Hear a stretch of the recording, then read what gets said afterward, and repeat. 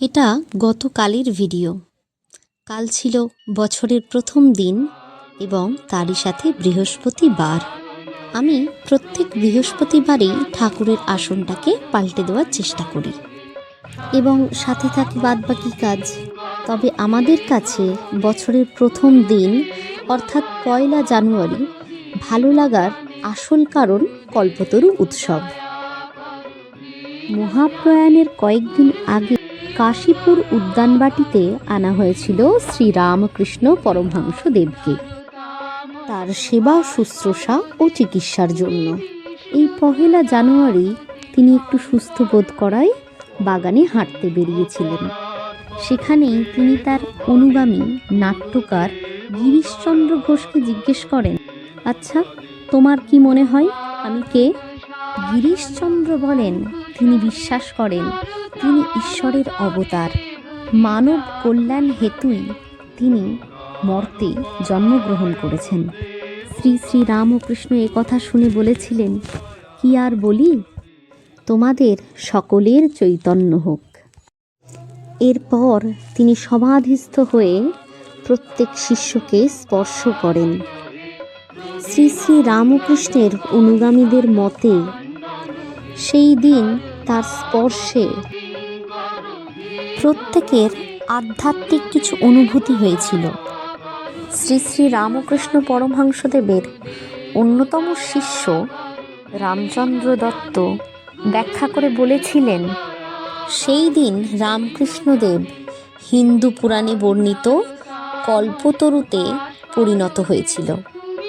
তিনি এই দিনকে কল্পতরু দিবস নাম দিয়েছিলেন, যা পরে কল্পতরু উৎসব নামে পরিণত হয়।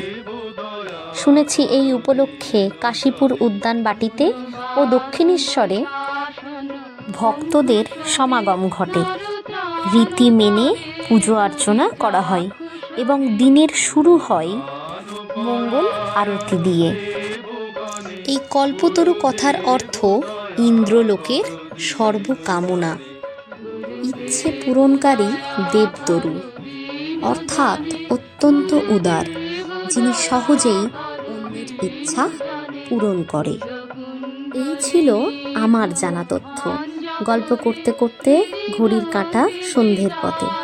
চলুন, বাদবাকি কথা হবে সন্ধ্যের কাজ সারতে সারতে। আজ যেহেতু বৃহস্পতিবার, আমি প্রত্যেক বৃহস্পতিবারেই আলপনা দেওয়ার চেষ্টা করি। ভিডিওটা অনেক বড় হয়ে গেছে বলে একটু ফাস্ট করে দিয়েছি।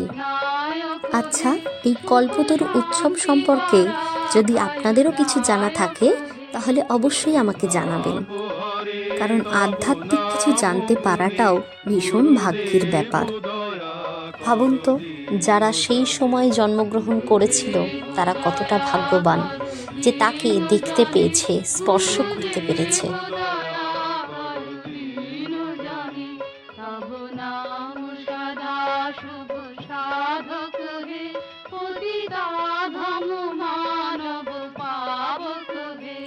আশা করি আপনাদের এই নতুন বছর অনেক ভালো কাটুক, সুস্থ থাকুন এবং সমস্ত কাজ সাবধানে করুন। নিজের পরিবার, প্রিয়জনেদের কথা মাথায় রাখুন। আবার হবে নতুন কোনো গল্প। আজকের জন্য টাটা।